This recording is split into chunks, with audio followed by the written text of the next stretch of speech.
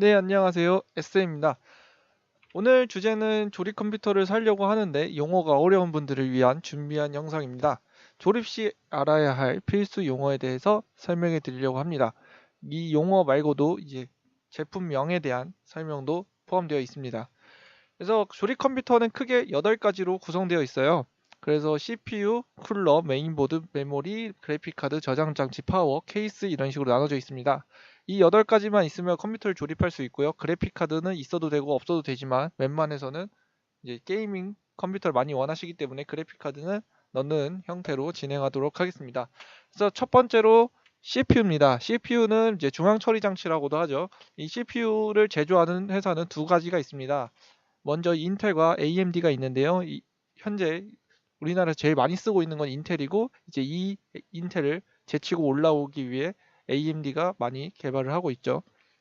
그래서 이 CPU에 대한 이제 수입 관련해서 이제 구매할 때 세 가지 종류가 있습니다. 이 세 가지 종류가 뭐냐? 정품, 벌크, 병행 수입이에요. 이 세 개의 용어를 많이 보셨을 거예요. 컴퓨터 조립을 해보신 분들이라면. 그래서 어떤 이게 세 가지가 뭔지 한번 알아보도록 하겠습니다. 정품 같은 경우에는 이제 정식으로 수입하는 제품이에요. 그래서 말 그대로 정품입니다. 그래서 구매하시고 고장났을 때 AS를 충분히 받으실 수 있습니다.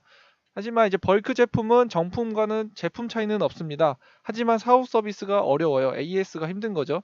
왜냐하면 이제 이 벌크는 정품이 아니기 때문에 AS를 받기가 힘듭니다. 그래서 이 가격이 훨씬 쌉니다. AS를 못 받는 조건이 붙어 있기 때문에요. 이제 병행 수입 같은 경우에는 가격이 비쌀 수도 있고 쌀 수도 있는데요. 정품에 이것도 정품이지만 해외에서 구매하고 국내에서 정품 이제 공식 판매사에서 판매하는 게 아닌 외국에서 구매하고 국내에서 판매하는 거기 때문에 사후 서비스에는 구매한 외국에서만 가능합니다.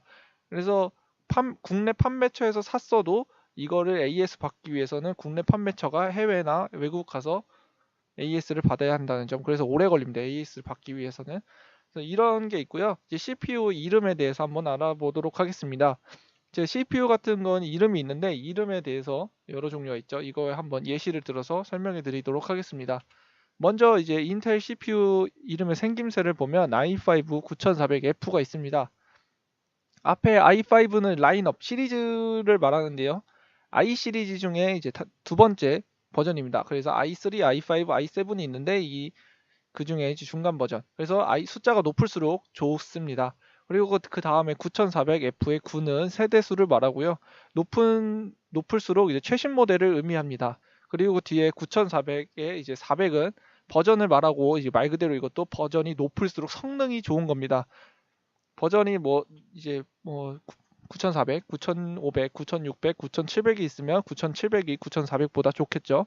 그리고 뒤에 이제 영어가 붙어 있는데 이 영어는 부가 설명이라는 건데요. 일반적으로 F 같은 경우에는 이 CPU에는 내장 그래픽이 없다. 그리고 X 같은 경우에는 익스트림 버전이다. 이 하이엔드 이제 고사양을 원하시는 이제 CPU에 붙어 있습니다. 예를 들어서 i7 7900X 같은 게 있죠.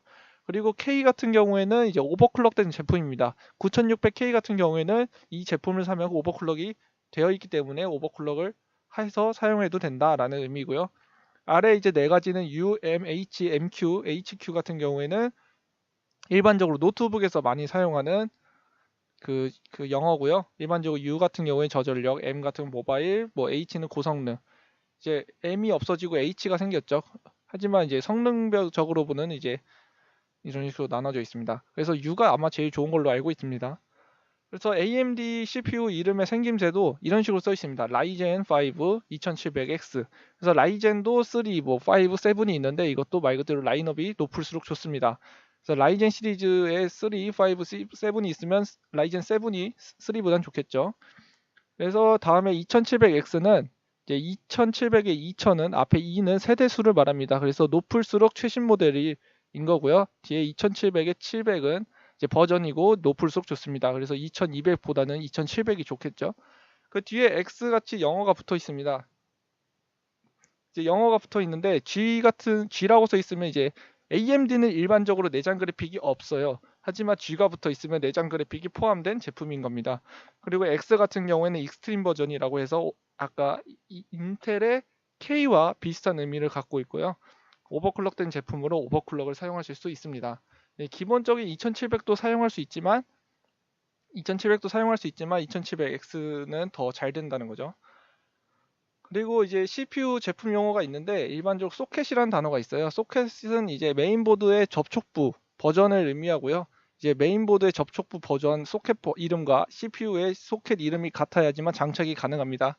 그리고 TDP라는 설계 전력이라는 말이 있는데 이제 열이 빠져나오는데 필요한 시스템 냉각 최대 전력을 말하는 거고 이거는 파워 구매 시 참고를 하셔야 됩니다. 그 동작 속도, 작업 속도라고도 하는데 쿨럭이라고도 말합니다. 이 단위는 쿨럭인데 이 쿨럭이 높을수록 좋습니다. 그래서 이거는 이제 코어와 스레드가 이렇게 나눠져 있는데 일반적으로 코어 곱하기 스레드 곱하기 동작 속도를 해야 최고 속도가 나오긴 합니다. 그래서 이거는 이제 대충 야매로 계산하는 방법인데요. 코어 곱하기 스레드 곱하기 동작 속도를 하면 CPU 간의 성능을 비교할 수 있습니다. 그래서 두 번째로는 쿨러입니다. 쿨러는 이제 두 가지, 크게 보면 두 가지가 있는데요. 공냉 쿨러와 수냉 쿨러가 있습니다. 일반적으로 생김새는 이렇게 생겼어요.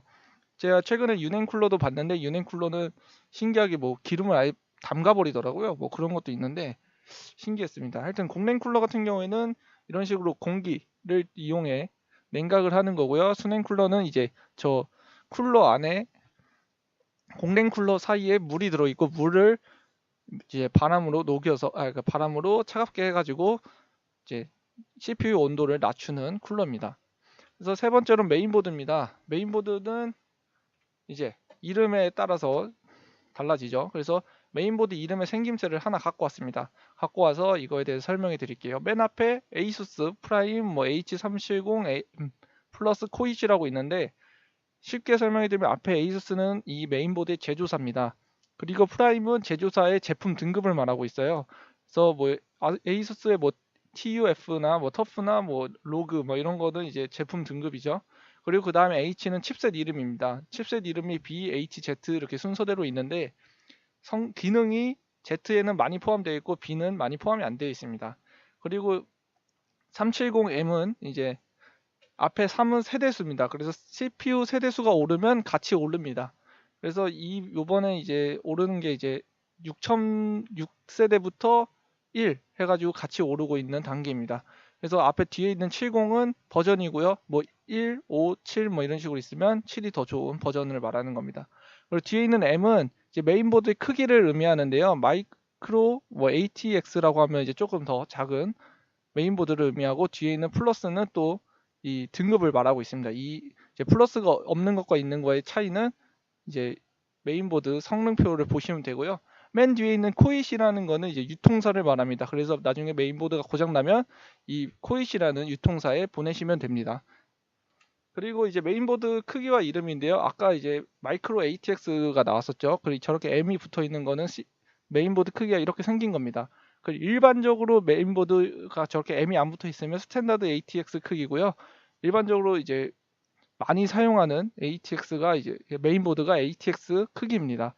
그래서 뭐 마이크로 ATX나 미니 ITX 같은 경우에는 이제 슬림 모델이나 뭐 작은 뭐 모델에 많이 들어가죠. 그래서 세 번째로는 이제 메모리입니다. 메모리는 쉽게 이름이 생김새가 이렇게 있어요. 삼성전자 걸 갖고 왔는데 앞에 삼성전자 DDR4 8기가 PC4 21300이라고 있으면 앞에 있는 삼성전자는 제조사를 말하고요. 그 뒤에 있는 DDR4는 규격, 그리고 8기가는 용량, PC4 21300은 대역폭을 말합니다. 그래서 높을수록 좋습니다. 속도가 더 빠르니까요. 그리고 이제 이것도 이제 메인보드에 써 있는 규격과 이 메모리의 규격을 비교하시고 같은 걸 사셔야 메인보드에 장착이 가능합니다. 이것도 참고를 해주셔야 되고요. 그래서 메모리 제품 정보 관련된 용어는 이제 타이밍이라는 단어가 있고 XMP라는 단어가 있는데 이제 타이밍이나 XMP 같은 경우에는 이제 오버클럭에 관련된 용어예요. 그래서 타이밍 같은 경우에는 뭐 CL, RCD, 뭐 RP, RS, RAS 이렇게 표기되면 이제 낮을수록 좋습니다. 그래서 CL16보다는 CL14가 더 좋은 이제 메모리가 이제 되는 거죠. 그래서 메모리를 사셔서 보시면 거기 영어로 스티커에 붙어 있습니다. 그걸 한번 보시면 돼요. 그리고 XMP 같은 경우에는 자동 오버클럭 기능인데 이제 이거는 이제 내가 CPU와 메인보드에 장착을 하면 알아서 이제 쿨럭을 맞춰줍니다. 그래서 이런 기능이 탑재되어 있는 메모리는 매우 가격이 비쌉니다. 그래서 이런 식으로 확인을 할 수 있고요. 다음은 그래픽 카드입니다. 그래픽 카드도 이름에 이제 브랜드를 볼 수 있는데, 일반적으로 이제 그래픽 카드는 두 가지 브랜드가 있어요. 지포스 GTX와 AMD 회사가 있습니다. 그래서 브랜드가 이제 두 제조사가 비슷해요. 이름이 생김새가. 그래서 하나로 설명해 드리겠습니다. 그래서 제조사는 이제 앞에 있는 갤럭시를 말하고요. 뒤에 있는 지포스는 이제 브랜드명이고, 그 다음 RTX는 모델명입니다. 그래서 뭐 GTX, RTX 이런 식으로 등급이 나눠져 있고, 앞에 이제 2070인데 앞에 있는 2는 세대수를 말하고요. 뒤에 있는 70은 버전을 말합니다. 그래서 TI가 붙어 있으면 이 70에 대한 더 높은 업 버전이고, 그 80에 대해서는 좀 더 안 좋은 70과 80 사이에 있는 버전이 이제 TI 버전이고요. 이제 개간지라고 써 있는 거는 이제 제조사 갤럭시에서 상품명 버전을 만들어 놓은 거예요. 그리고 뒤에 EX5C라고 하면 이제 오버클럭 여부인데, EX 같은 경우는 익스트림이고 OC 같은 경우에는 오버클럭이라는 의미입니다. 그래서 EX5C가 써 있으면 익스트림 오버클럭이 되어 있다라는 거고요. 그 뒤에 D6 같은 경우에는 메모리 종류입니다. 그래서 DDR6을 줄여서 D6이라고 적어 놓은 거고, 그 다음에 8기가는 이 그래픽 카드가 갖고 있는 용량을 의미합니다. 그래서 많으면 많을수록 고사양 게임 돌릴 때 도움이 많이 됩니다. 그래서 다음은 저장 장치인데요. 저장 장치는 일반적으로 두 가지가 있습니다. SSD랑 HDD가 있는데, SSD는 일반적으로 저렇게 네모나게 생긴 것과 저렇게 끼다랗게 생겨 있는 M.2 방식의 메모리가 있습니다. 그 저장 장치가 있죠. 그리고 HDD는 저렇게 그냥 뭉툭하게 큰 하나가 있습니다. 그래서 용어 같은 경우에는 이제 디스크 타입이라고 하는데, 이제 아까 SATA 3라고 하는 건 이제 케이블, 위에 그림을 보시면 케이블이 있죠. 그 선을 말하는 거고요. 그 M.2는 아까 그 끼다란 막대기, 그거를 그냥 메인보드에 장착을 하면 됩니다. 그래서 저걸 사서 장착을 하시려면 메인보드에 M.2가 지원을 하시는지 확인을 하시고 구매하시면 됩니다. 그래서 용량 같은 경우에는 뭐 데이터를 넣을 수 있는 양이고요. 뭐 크면 클수록 많이 넣을 수 있고 비쌉니다. 그래서 이제 하드디스크에서만 사용하는 용어인데, 이제 RPM이라는 단어가 있어요. 그래서 이게 하드디스크의 회전 속도를 말하는데, 빠르면 빠를수록 좋습니다. 일반적으로 5400만 돼도 유용하다고 하는데 7200까지 있더라고요. 그래서 빠르면 빠를수록 좋습니다. 그래서 간단하게 비교를 해서 보여드리면, 네, 그래서 SSD랑 HDD랑 비교해서 보여드리면, SSD는 내구성이 강하고 소음이 없고 전력 소모가 적고 속도는 빠르고 가격 대비 용량 대비 가격은 비쌉니다. 그리고 HDD 같은 경우는 이제 내구성은 약합니다. 떨어뜨리면 이제 안에 있는 데이터가 다 날아가 버릴 수가 있어요. 그리고 이제 소음이 있습니다. 이게 회전하기 때문에 소음이 있고요. 전력 소모도 SSD보다 비교적 많은 거지 막 그렇게 많지는 않습니다. 속도 같은 경우에는 그냥 보통 이제 스탠다드 정도고요. 그냥, 그리고 용량 대비 가격은 SSD 비해서 비교적 싼 편입니다. 그래서 다음은 이제 파워입니다. 파워는 이제 종류가 이런 식으로 있어요. 파워도 크기가 아까 메인보드처럼 ATX 파워, 뭐 M, ATX, 뭐 TFX 뭐 이런 식으로 나눠져 있고요. 이거는 이제 케이스에 따른 이제 메인보드 파워를 사시면 됩니다. 파워 용어는 이제 따로 없고 이런 정도가 있어요. 전격 출력이라는 단어가 있고, 효율이라는 단어가 있고, 모듈러라는 단어가 있고, 최대 출력이라고 하는 거 있는데, 파워를 구매하실 땐 전격 출력이라는 단어를 많이 보시고 사셔야 됩니다. 왜냐하면 안정적으로 지속적으로 출력할 수 있는 파워의 용량을 말하는 겁니다. 그래서 아래 네 번째 있는 최대 출력이라는 단어랑 비교하시면, 최대 출력은 말 그대로 뻥 파워를 말하는 거예요. 자기가 500을 전격을 500이 400인지 모르지만 나는 1000까지는 순식간에라도 낼 수 있다 라고 하니까, 내가 전격 파워가 필요한데 뭐 최대 출력이 막 높아봤자 내가 전격이 뭐 300이에요. 근데 뭐 최대 출력은 1000이에요. 그러면 1000W라고 써놔요. 최대 출력을. 근데 우리가 필요한 거는 400W인데 최대 출력이 1000이지만 전격이 300이에요. 그래서 이걸 썼다가 이제 뻥파워라는 소리를 많이 듣는 겁니다. 그래서 이 최대 출력은 웬만해서 안 보시는 게 좋고요. 전격 출력을 많이 보셔야 됩니다. 그래서 효율 같은 경우에는 이제 일반적으로 80이라고 나오는데, 이제 이건 나중에 시스템 요구 전력을 확인할 때 많이 사용하시는 용어입니다. 그래서 모듈러는 이제 파워가 있는데, 이거에 뒤에 선이 있잖아요. 파워에 꽂혀 있는 선. 이거는 이제 내가 원하는 선만 꽂을 수 있는 형태의 파워입니다. 그래서 많이 비쌉니다. 그래서 이거는 좀 비싸고 좋은 파워에만 있는 기능입니다. 다음은 이제 케이스인데요. 케이스는 이제 종류가 이렇게 있어요. 아까처럼 ATX, MATX, 미니, ITX, 튜닝 케이스 뭐 이런 식으로 종류가 있는데 이건 좀 다나와를 기준으로 좀 갖고 온 겁니다. 그래서 메인보드 규격에 따른 케이스 종류이기 때문에 미들 뭐 타워 뭐 빅 타워 뭐 이런 것도 있고 이런 거에 대한 이제 어떤 내가 메인보드를 샀는데 이 메인보드에 맞는 케이스를 골라야 된다. 그러고 하면 이런 이제 종류를 골라서 사시면 됩니다. 그래서 케이스는 뭐 용어가 딱히 없고요. 이렇게 종류가 많이 나오는 걸로 설명해 드리도록 하겠습니다.